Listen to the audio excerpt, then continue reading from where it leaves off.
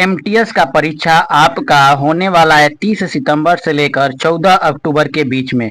तो एसएससी एक ऐसा संस्था है जो अपनी प्रीवियस ईयर के प्रश्नों का कम से कम 60 से 70% प्रश्न प्रीवियस ईयर से पूछता है। तो हम इस वीडियो में आपको लेकर आए हैं प्रीवियस ईयर प्रश्नों का श्रृंखला, जिसमें आज यह तीसरी वीडियो है।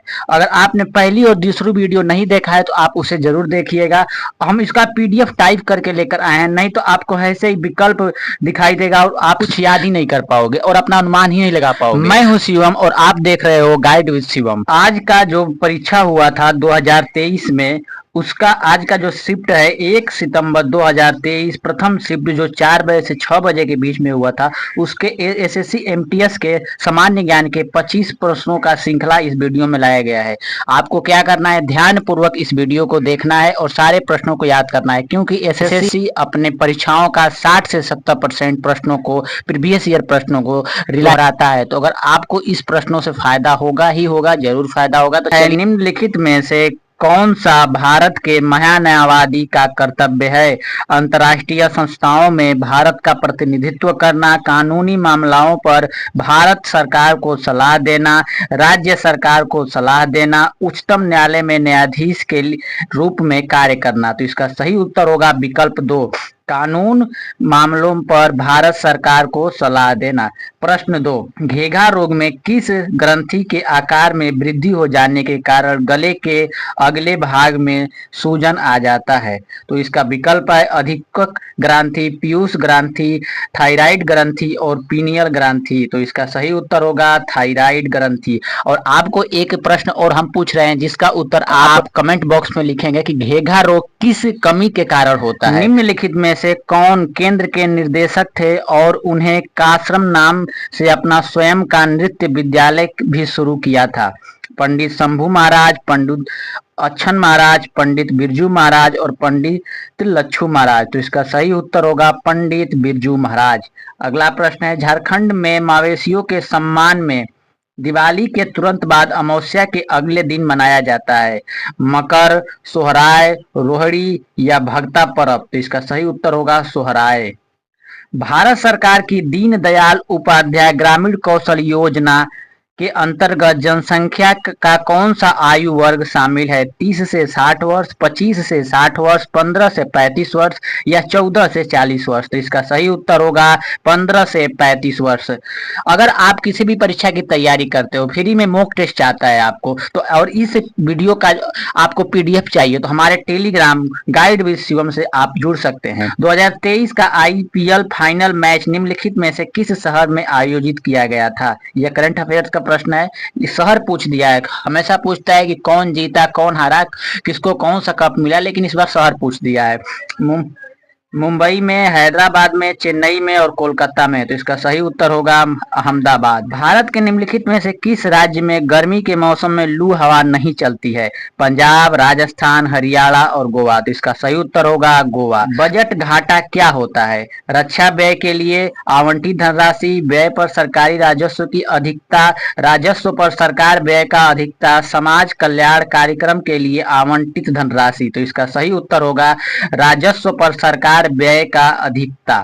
विकल्प 3, किस भारतीय संगीतकार ने 1994 में राय कुडर के साथ a meeting by the river के लिए सैमी पुरस्कार जीता था? विश्व मोहन भट्ट, रविशंकर, हरिप्रसाद चौरसिया, जाकिर हुसैन। तो इसका सही उत्तर होगा विश्व मोहन भट्ट। प्रश्न अगला है कि किस नृत्य के ठीक शुरू किए जाने के से पहले सोवाकली नामक एक अभ्यास सत्र किया जाता था, जो एक मंदिर के परिसर में किया जाता था? कथक, उड़ीसा, कुचिपुड़ी और कथकली। तो इसका सही उत्तर होगा कथकली। यह विज्ञान से प्रश्न पूछा गया है, यदि एक ईंट पर 7 न्यूटन बल लगाया जाए और वह 5 मीटर तक गति करती है तो क्या कार्य कितना होगा? तो एक सूत्र होगा, जो अगर आपको याद नहीं है तो इस सवाल को आप नहीं कर पाओगे। सूत्र होता है कार्य बराबर बल गुणित विस्थापन। तो अब इस जब आप रख दो कि बल दिया है 7 न्यूटन और विस्थापन दिया है 5, तो 7 5 35, लेकिन 35 आपको दो जगह दिया है, एक अर्ग दिया है, एक जूल दिया है। तो जो कार्य का होता है ना मात्रक, वो जूल होता है। तो इसका उत्तर होगा 35 जूल। अगला प्रश्न है, राजस्व व्यय क्या है? ऋण चुकाने पर व्यय की गई धनराशि, परिसंपत्तियों को खरीदने पर व्यय की गई धनराशि, सड़कों के निर्माण पर व्यय की गई धनराशि, दिन प्रतिदिन के सरकार कार्य पर व्यय की गई धनराशि। तो इसका सही उत्तर होगा दिन प्रतिदिन के सरकार कार्यों पर व्यय की गई धनराशि।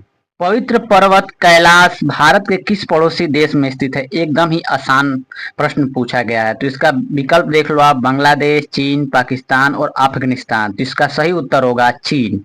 नौजवान भारत सभा के संस्थापक कौन थे? अजीत सिंह, लाला लाजपत राय, चंद्रशेखर आजाद, भगत सिंह। तो इसका सही उत्तर होगा भगत सिंह।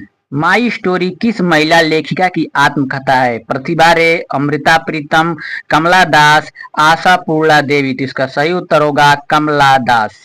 निम्नलिखित में से कौन सा मौलिक कर्तव्य के अंतर्गत नहीं आता है? राष्ट्रीय गान का सम्मान करना, कर का भुगतान करना, सद्भाव को बढ़ावा देना, वैज्ञानिक दृष्टिकोण विकसित करना। पूछ रहा है कि मौलिक कर्तव्य के अंतर्गत नहीं आता है, तो कर का भुगतान करना मौलिक कर्तव्य के अंतर्गत नहीं आता है। भिटरी मंदिर किस राज्य में स्थित है? झारखंड, बिहार, उत्तर प्रदेश या उड़ीसा। तो इसका सही उत्तर होगा उत्तर प्रदेश। के सिद्धियों की संस्कृति विरासत लगभग 300 वर्ष पुरानी है और उनका सिद्ध धमाल नृत्य एक उत्कृष्ट कला शैली है।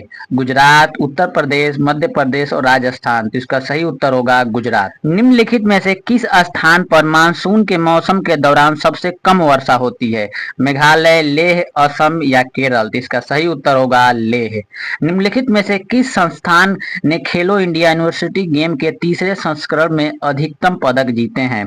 University of Kerala, Guru Nanak Dev university, Punjab university, Jain university. तो इसका सही उत्तर होगा पंजाब यूनिवर्सिटी। अखिल भारतीय मुस्लिम लीग ने किस वर्ष देश के उत्तर पश्चिम और पूर्व क्षेत्र में मुसलमानों के लिए स्वतंत्र राज्य की मांग की प्रस्तुत पेश की थी? 1942, 1939, 1941 और 1940। तो इसका सही उत्तर होगा 1940।